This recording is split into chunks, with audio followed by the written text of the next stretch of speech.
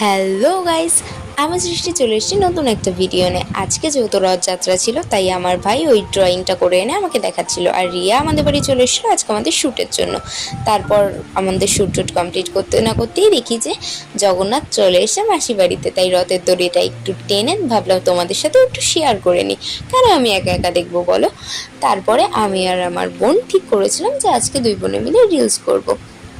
যেরকম কথা সেরকম কাজ। আমি শাড়ি পরে রেডি হয়ে গেছি। তারপরে আমার বোন একটা শাড়ি পরেছে, পরার পর ওর পছন্দ হয়নি, আবার একটা পরলো, তারপরে আবার একটা পরলো। ওর মোটে কিছু পছন্দই হচ্ছিল না আজকে।